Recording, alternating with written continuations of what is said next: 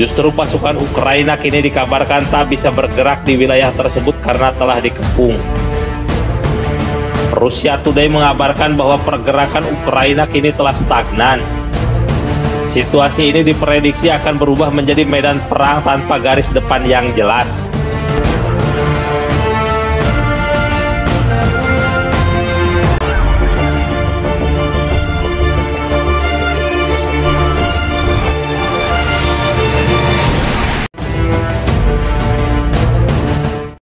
Kekhawatiran negara-negara barat para pendukung Ukraina semakin nyata.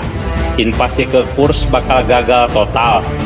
Pancingan Panglima Angkatan Bersenjata Ukraina Oleksandr Syrskyi menguasai wilayah provinsi Rusia di perbatasan di kedua negara tersebut menjadi bumerang.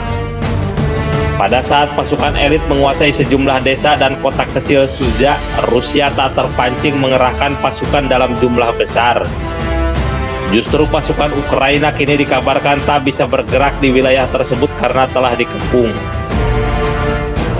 Vladimir Putin cukup mengirim ratusan pasukan tentara bayaran untuk menambah penjagaan perbatasan yang dipenuhi oleh anggota batalion Ahmad dari Chechnya ke wilayah Kursk. Namun serangan militer Rusia jadi semakin dahsyat karena mereka lebih banyak menggunakan senjata elektronik. Mereka lebih banyak menyerang prajurit Zelensky dengan serangan udara dan drone.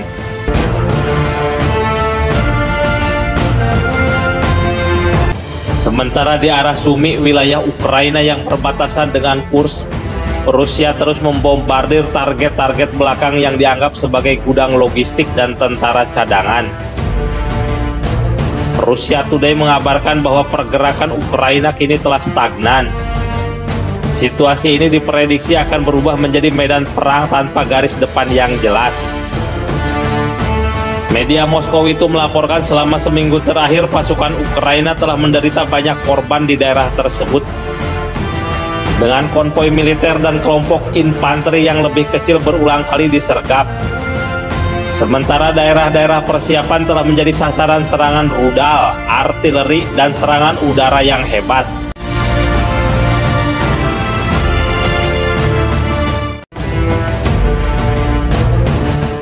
Video drone terbaru dari wilayah Kursk yang beredar daring misalnya memperlihatkan beberapa bagian kendaraan lapis baja Ukraina, termasuk perangkat personel lapis baja Stryker buatan Amerika Serikat yang terbalik akibat ledakan dahsyat. Kendaraan tersebut memiliki tanda segitiga putih khas yang digunakan oleh pasukan penyerang. Militer Rusia secara aktif menggunakan drone kamikaze. Misalnya video yang dibagikan oleh Avdiy Alaudinov, komandan pasukan khusus Ahmad dari Chechnya, Rusia, memperlihatkan konvoi Ukraina yang disergap oleh operator drone bersama unit tersebut.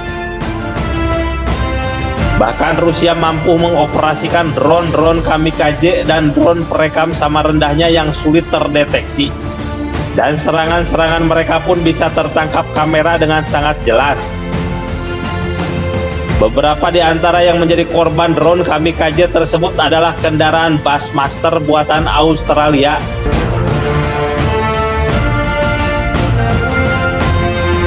Kekhawatiran ini telah diungkapkan oleh publikasi Amerika Serikat dikutip dari Strana. Mereka pernah memperkirakan jika jalur pasukan ditutup dari arah Sumy, maka pasukan Ukraina akan melemah sendiri.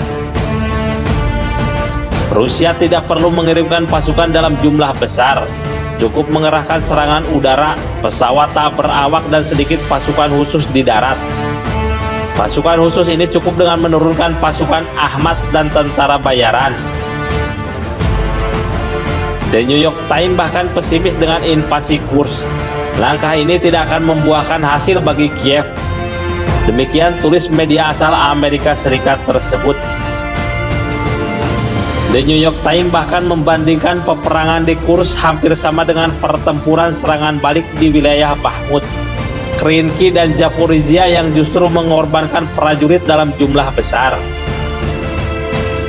Mempertahankan serangan wilayah Kursk akan membutuhkan sumber daya yang lebih besar. Perang ini hanya merugikan pertahanan Donbas, Ukraina Timur. Demikian analisis majalah tersebut.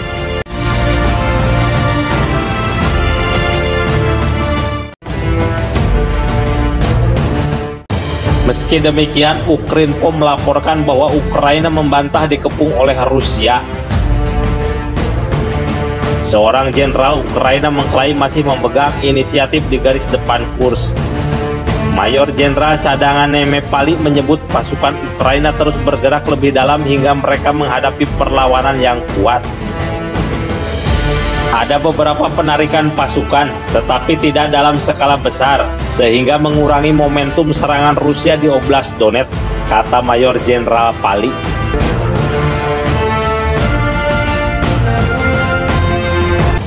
Rusia Today menyebutkan Moskow memperkirakan Ukraina telah kehilangan sebanyak 7.400 prajurit hanya dalam waktu 3 minggu.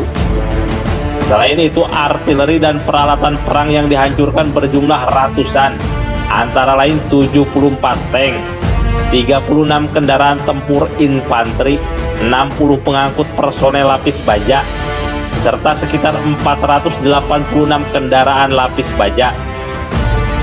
Kiev juga kehilangan beberapa aset bernilai tinggi, termasuk 2 artileri dan 1 radar udara, 5 peluncur roket anti pesawat, 10 stasiun peperangan elektronik, 4 HIMARS buatan Amerika Serikat, dan 1 peluncur roket ganda M270 MLRS.